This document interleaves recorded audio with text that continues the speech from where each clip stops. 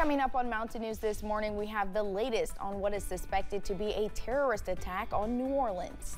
Plus, as we enter 2025, several new laws are taking effect in Kentucky. Dedicated to Eastern and Southern Kentucky, this is WYMT Mountain News this morning.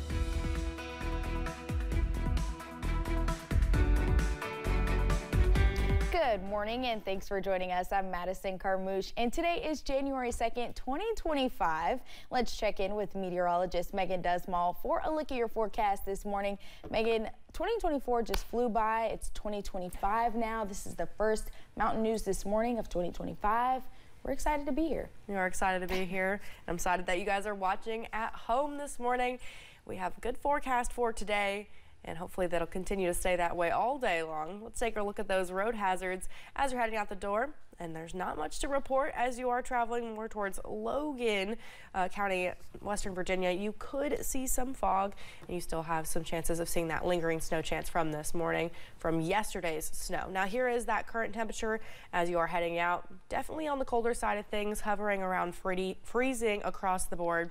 But we will warm up very slightly as you're heading into your afternoon, looking with highs in the low 40s, some places seeing the mid to upper 30s as you're traveling towards Virginia. Now here is satellite and radar this morning.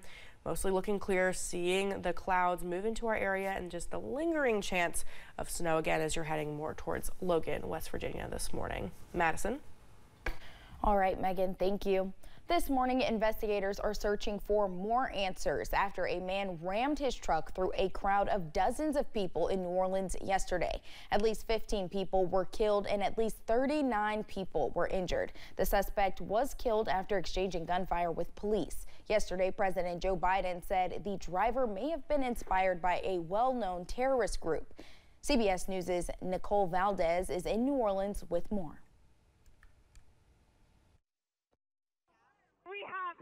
Dozens of people that got hit by this car. Frantic messages from first responders in New Orleans just moments after a man drove his truck through crowds celebrating the new year on the city's famed Bourbon Street. You just heard this squeal and like the rev of an engine and then this huge loud impact and then the people screaming. The FBI has identified the attacker as 42-year-old Army veteran Shamsuddin Jabbar, a U.S. citizen who lived in Texas. Agents say after he rammed the crowd, the suspect exited what appeared to be a rented Ford truck and fired at police. He was killed in the gunfight. 2 officers were wounded. We are working with our partners to investigate this as an act of terrorism. We do not believe that Jabbar was solely responsible. We are aggressively running down every lead. The FBI says they found an ISIS flag on the suspect's vehicle and possible improvised explosive devices there and in the city's French Quarter. Mere hours before the attack,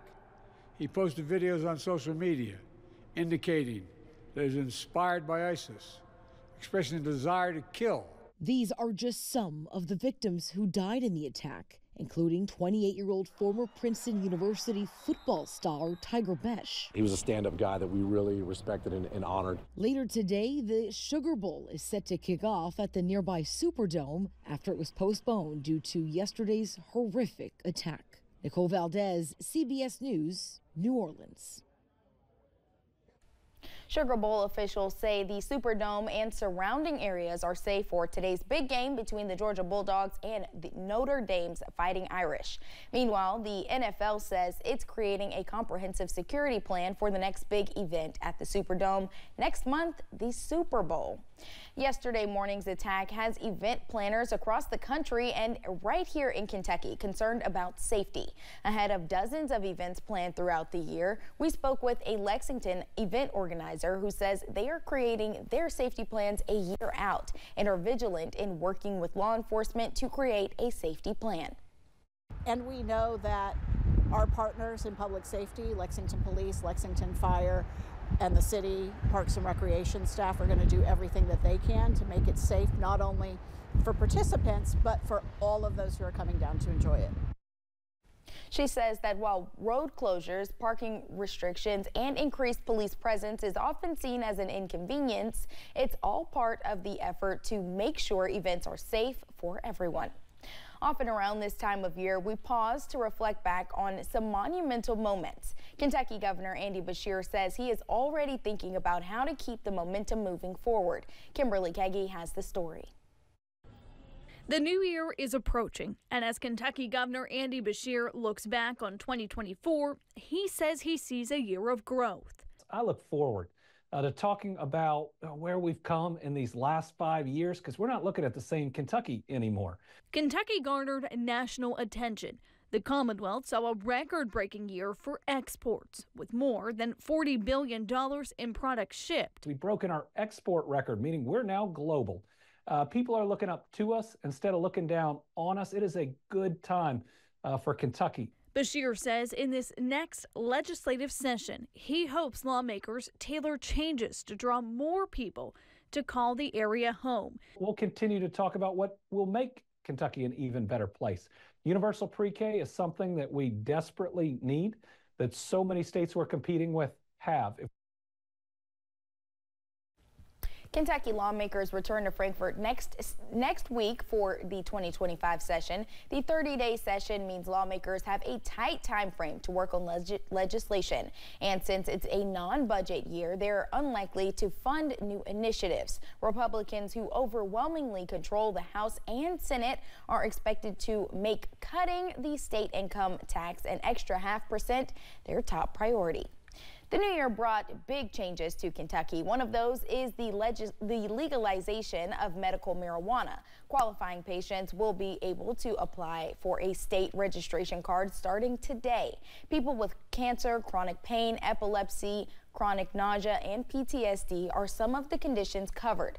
Though registering does come with guidelines, the Bureau for Alcohol, Tobacco, Firearms, and Explosives says you cannot own or buy a gun if you register to get medical cannabis. 48 dispensaries are allowed to operate across the state. Another new law impacting vaping businesses in Kentucky has taken effect. House Bill 11 was designed to keep vaping products away from kids, and it sets fines for businesses who break the law. But some say there is a lot of unintended consequences with the law, and those enforcing it could put some out of business. Also starting this year, drivers looking to renew their driver's license in the Commonwealth might need to check in with an optometrist. Prior to this change, drivers only needed an eye exam when initially getting their driver's license. Now drivers will need to complete their driver's vision testing certification form or pass an exam at the DMV at the time of their license renewal.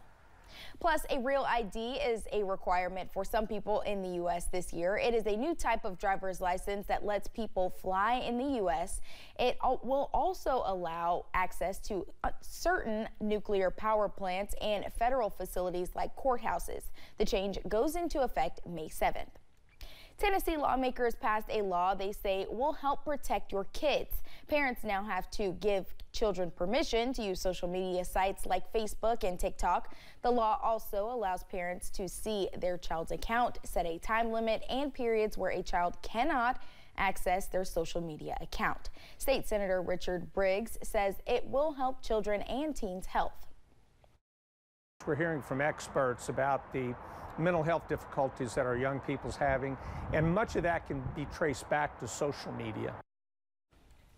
But how will this be regulated? Senator Briggs says the social media companies will figure it out. The law, nearly getting unanimous support in the House and Senate, could face some backlash. Lawmakers on both sides think there will be lawsuits over this.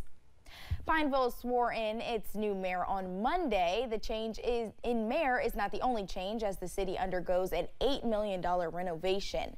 Former city council member Sean Fugate says completing the project is a priority as he takes over for Senator-elect Scott Maiden. Fugate says his time as a council member exposed him to how the city runs. Maiden adds having someone familiar with the city's politics was important to him. Sean, like any new elected official, just like I'm having a learning curve in Frankfort right now, he'll have a little learning curve at first until he figures out, you know, where certain monies go and what you spend certain monies out of. But he'll grasp a hold of that real quick. Yeah. Scott Maiden will be sworn in to represent the 29th Senate District on January 7th, 2025. Thanks for getting your day started with us here on Mountain News this morning.